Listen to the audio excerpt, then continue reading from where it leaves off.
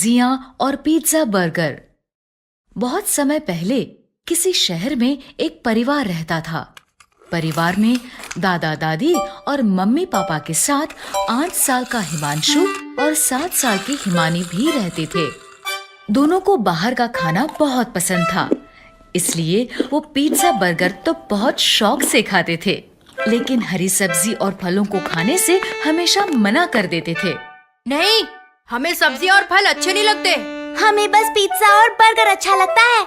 लेकिन बच्चों, अगर तुम फल और सब्जियां नहीं खाओगे तो तुम्हारी आंखें कमजोर हो जाएंगी और तुम्हें इस छोटी उम्र में ही चश्मा लगाना पड़ेगा। लेकिन वो कभी अपनी मम्मी की बात नहीं मानते थे। नहीं, हमें फल और सब्जियां अच्छी नहीं लगती। एक दिन मम्मी ने उन दोनों को अकेले में प्यार से समझाया। हरी सब्जियां और फल खाने से हमारी आंखें ठीक रहती हैं, और अगर तुम्हारी आंखें खराब हो गई तो तुम्हें चश्मा लगाकर रहना पड़ेगा। मम्मी के प्यार से समझाने पर हिमानी मम्मी की बात मान गई। ठीक है मम्मी, मैं आज से रोज हरी सब्जियां और फल खाऊंगी। लेकिन हिमांशु मम्मी की बात नहीं माना। नहीं मम्मी, पिज्जा बर्गर ही अच्छे लगते हैं, इसलिए मैं वही खाऊंगा। अब मम्मी ने हिमांशु को समझाना बंद कर दिया। ऐसे ही बहुत दिन बीत गए। हिमानी रोज हरी सब्जियां और फल खाने लगी और हिमांशु पहले की तरह पिज्जा बर्गर ही खाता रहा। एक दिन स्कूल में हिमांशु की टीचर ने उससे कहा, हिमांशु, ब्लैक बोर्ड पर लिखे सवाल का जवाब दो। लेकिन जब हिमांशु ने बोर्ड पर देखा तो उसे सब कुछ धुंधला धुंधला दिखाई दिया। उसने आंखें मसलकर फिर से देखा, लेकिन फिर भी सब कुछ धुंधला ही था। हिमांशु के जवाब ना देने पर टीचर ने उससे गुस्से से कहा, हिमांशु, क्या तुम्हें इतने आसान से सवाल का जवाब भी नहीं पता? रुको, मैं अभी तुम्हारे मम्मी पापा को स्कूल बुलाती हूँ। ये कहकर टीचर क्लासरूम से चली गई। कुछ देर बाद टीचर के फोन करने पर हिमांशु के मम्मी पापा स्कूल आए। मैंने हिमांशु से मैथ का इतना आसान सवाल पूछा था, लेकिन हिमांशु को ये भी नहीं पता कि 2+2 कितने होते हैं। क्या हिमांशु, तुम्हें इतने आसान सवाल का जवाब भी नहीं पता? लगता है तुम आजकल ठीक से पढ़ाई नहीं कर रहे हो। नहीं मम्मी, मुझे पता है 2+2 4 होते हैं। तो तुमने टीचर को आंसर क्यों नहीं बताया? वो इसलिए कि मुझे बोर्ड पर लिखा सवाल दिखाई नहीं दिया। मैंने तुम्हें कहा था ना, हरी सब्जियां और फल खाया करो। देखो, अब तुम्हारी आंखें खराब हो गई। अगर हिमानी की तरह तुम भी मेरी बात मानते तो तुम्हारी आंखें भी ठीक रहती। सॉरी मम्मी, आज से मैं रोज हरी सब्जियां और फल खाऊंगा। हिमांशु को ऐसे रोता देख मम्मी समझ गई कि हिमांशु को अपनी गलती का एहसास हो गया है। उसने हिमांशु को चुप कराते हुए कहा, ठीक है हिमांशु, जो हो गया वो हो गया। लेकिन अब अगर तुम रोज हरी सब्जियां और फल खाओगे तो हो सकता है तुम्हारी आंखें फिर से ठीक हो जाएं। तब तक के लिए चलो मैं तुम्हें चश्मा लगवा देता हूँ। मम्मी पापा के ऐसा कहने पर हिमांशु ने रोना बंद कर दिया और पापा ने हिमांशु का नजर का चश्मा बनवा दिया। इस तरह हरी सब्जियां और फल खाने के कारण हिमानी की आंखें ठीक रहीं और हरी सब्जियां ना खाने के कारण हिमांशु को चश्मा लगाना पड़ा। गलती से गलती। बहुत समय पहले किसी शहर में एक परिवार रहता था। परिवार में दादा दादी और मम्मी पापा के साथ साथ 8 साल का चेतन और 7 साल की वाणी भी रहते थे। दोनों बहुत शरारती थे। एक दिन दोनों अपने कमरे में बैठे स्कूल का होमवर्क कर रहे थे। तभी वाणी ने कहा, भैया, मेरा होमवर्क करने का बिल्कुल मन नहीं कर रहा। काश कल हम स्कूल की छुट्टी कर पाते। मेरे पास एक आइडिया है, तुम देखो मैं क्या करता हूँ। चेतन ने वाणी की कान में कुछ कहा और फिर दौड़ता हुआ अपनी मम्मी के पास गया और बोला, मम्मी, वाणी को बहुत तेज बुखार है। क्या? वाणी अपने कमरे में एक बहुत भारी कंबल ओढ़कर बैठी थी। फिर जैसे ही उसकी मम्मी और चेतन कमरे में आए, वाणी ने जल्दी से कंबल हटा दिया। मम्मी ने वाणी को हाथ लगाया तो भारी कंबल की वजह से उसका शरीर गर्म था। वाणी को तो बहुत तेज बुखार है। लो वाणी, जल्दी से दवाई पी लो। देखना, अब तुम जल्दी ही ठीक हो जाओगी। भैया ये दवाई तो बहुत कड़वी है। कोई बात नहीं, लेकिन हमारी कल की छुट्टी तो हो गई। लेकिन इस बार उनकी ये छोटी सी शरारत बहुत बड़ी गलती बनने वाली थी। अगले दिन बिना किसी बीमारी के दवाई खाने की वजह से वाणी का पेट दर्द करने लगा।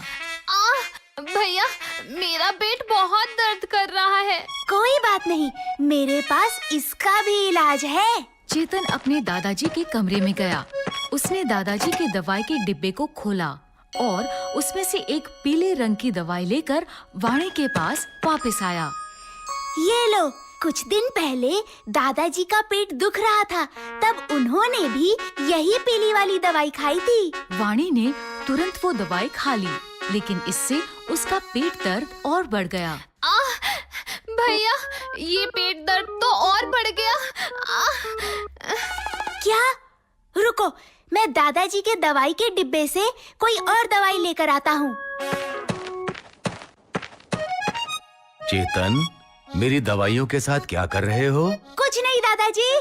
चेतन, याद रखना, दवाइयों से खेलना नहीं चाहिए, क्योंकि दवाइयाँ बीमार होने पर ही खाई जाती हैं, और अगर बिना किसी बीमारी के इन्हें खाया जाए तो इससे शरीर को बहुत नुकसान पहुंचता है। ठीक है दादाजी। ये कहकर चेतन वहाँ से भागकर अपने कमरे में आ गया। उसने वाणी को वो दवा खिला दी, जिससे वाणी की तबीयत और बिगड़ गई। वो दर्द के कारण जोर जोर से रोने लगी। वाणी को रोता देख चेतन को अपनी गलती का एहसास हुआ और वो भी रोने लगा। ये सब मेरे कारण हुआ है। मुझे तुम्हारी बीमारी का बहाना नहीं लगाना चाहिए था। दादाजी ठीक कहते हैं, हमें बिना किसी बीमारी के दवा नहीं खानी चाहिए।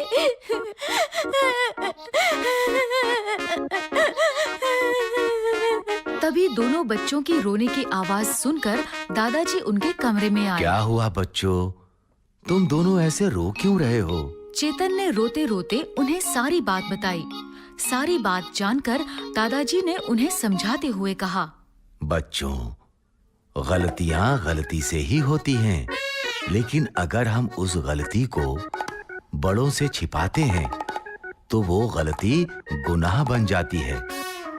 इसलिए कुछ भी गलत होने पर हमें इसके बारे में सबसे पहले घर के बड़ों को बताना चाहिए, ताकि वो समय रहते उस गलती को ठीक कर सकें। ठीक है दादाजी, आज से कुछ भी गलती होने पर हम सबसे पहले बड़ों को बताएंगे। इसके बाद दादाजी ने डॉक्टर को फोन किया। डॉक्टर ने वाणी की ठीक से जांच कर उसे दवाई दी, जिससे वो जल्द ही ठीक हो गई। तो बच्चों, इस कहानी से हमें ये शिक्षा मिलती है कि कुछ भी गलती होने पर हमें इसके बारे में जल्द से जल्द घर के बड़ों को बताना चाहिए, ताकि वो अपनी समझदारी से उस गलती को समय रहते ठीक कर सके। बेबी का मेकअप। बहुत समय पहले किसी शहर में एक छोटा सा परिवार रहता था। परिवार में बेबी नाम की 7 साल की बच्ची अपने मम्मी पापा के साथ रहती थी। बेबी की मम्मी बहुत सुंदर थी और वो बहुत अच्छा मेकअप भी करती थी। बेबी को अपनी मम्मी का मेकअप बहुत अच्छा लगता था। मम्मी को देखकर वो हमेशा सोचती थी कि मैं भी ऐसे मेकअप में कितनी अच्छी लगूंगी। एक बार उसने अपनी मम्मी से कहा, मम्मी, मैं भी आपकी तरह मेकअप करना चाहती हूँ। इस पर मम्मी गुस्सा हो गई और डांटते हुए बोली, बेबी, मेकअप बड़ों की चीज है, इसीलिए तुम मेकअप को कभी भी हाथ नहीं लगाओगी। मम्मी के ऐसा डांटने पर बेबी मान गई, लेकिन उसका ध्यान हमेशा मेकअप पर ही रहता था। एक दिन स्कूल में क्लास टीचर ने भी सभी बच्चों से कहा, कल स्कूल में पेरेंट्स टीचर मीटिंग है, इसलिए सभी बच्चे अपने पेरेंट्स को स्कूल लेकर आएंगे। कल मैं आपके पेरेंट्स को आपकी पढ़ाई की रिपोर्ट दूंगी। ये सुनकर बेबी बहुत खुश हुई। कल मैं अपनी मम्मी के साथ स्कूल आऊंगी। वो खुशी खुशी घर पहुंची और उसने टीचर की बात मम्मी को बताई। मम्मी, टीचर ने कहा है कल स्कूल में पेरेंट्स और टीचर की मीटिंग है, इसलिए आपको कल मेरे साथ स्कूल चलना होगा। वहाँ टीचर आपको मेरी पढ़ाई की रिपोर्ट्स देंगी। ठीक है बेबी, कल मैं तुम्हारे साथ स्कूल जरूर चलूंगी। उम्मीद है टीचर तुम्हारी कोई शिकायत नहीं करेंगी। नहीं मम्मी, टीचर आपसे कोई शिकायत नहीं करेंगी। अगले दिन बेबी सुबह जागकर जल्दी से तैयार होकर मम्मी के कमरे में गई। मम्मी, आप तैयार हो गए? हाँ हाँ, बस मैं अभी तैयार हो रही हूँ। ये कहकर मम्मी ड्रेसिंग टेबल पर बैठकर मेकअप करने लगी और हमेशा की तरह बेबी खुशी से मम्मी को मेकअप करते देखने लगी। मेकअप पूरा हो जाने पर मम्मी ने अपना हैंडबैग उठाया और वो दोनों स्कूल के लिए चल दिए। स्कूल पहुंचकर जैसे ही मम्मी और बेबी कुछ कदम स्कूल के अंदर गए, सभी बच्चे बेबी की मम्मी को टीचर समझकर गुड मॉर्निंग कहने लगे।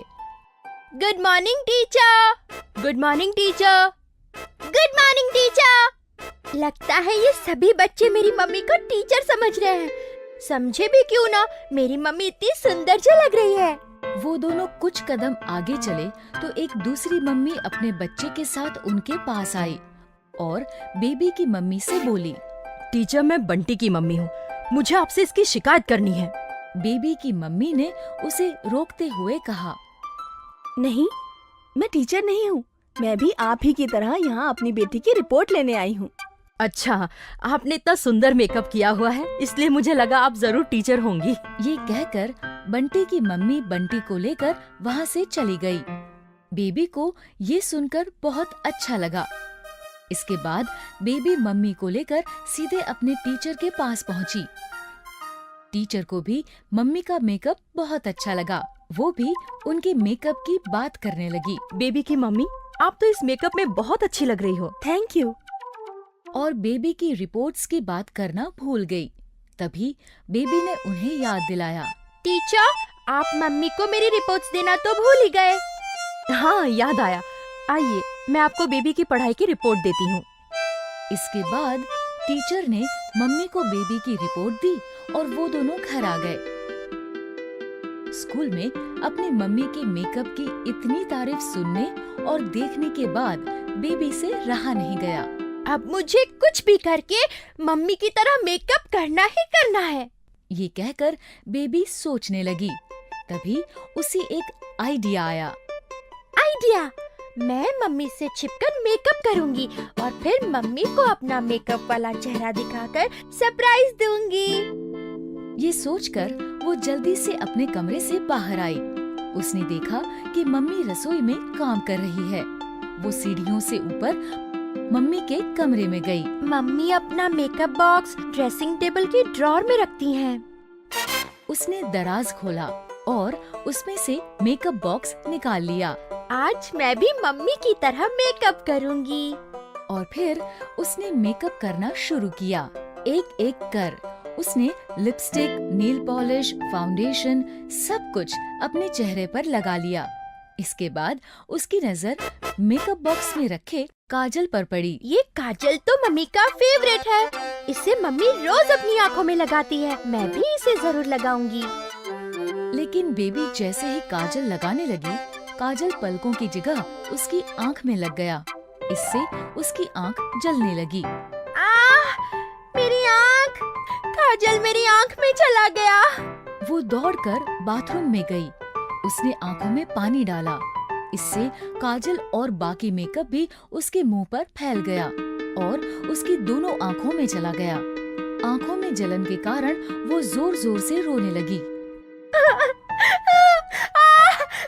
मेरी आँख! मम्मी, मेरी आँख बहुत जल रही है। उसका रोना सुनकर मम्मी उसके पास आई। बेबी के चेहरे पर लगे मेकअप को देखकर मम्मी ने हैरानी से कहा, ये तुम्हारे मुंह को क्या हुआ? मम्मी, मैं तो बस आपकी तरह मेकअप लगा रही थी। मैंने तुम्हें मेकअप से दूर रहने के लिए कहा था ना। सॉरी मम्मी, मैं तो बस आपको सरप्राइज देना चाहती थी। उसे तकलीफ में देखते हुए मम्मी ने पहले उसके मुंह और आंखों को ठीक से साफ किया। फिर उसे समझाते हुए बोली। बेबी, मेकअप बड़े लोगों की चीज होती है। छोटे बच्चों की स्किन बहुत नाजुक होती है और मेकअप में बहुत से केमिकल्स होते हैं जिससे छोटे बच्चों की स्किन खराब हो सकती है। इसीलिए मैं तुम्हें हमेशा मेकअप से दूर रहने के लिए कहती थी। और वैसे भी मेकअप लगाने के लिए बहुत प्रैक्टिस करनी पड़ती है। बिना प्रैक्टिस के मेकअप लगाने से ऐसा ही होता है। आखिरकार बेबी समझ गई कि मम्मी उसे मेकअप से दूर रहने के लिए क्यों कहती थी।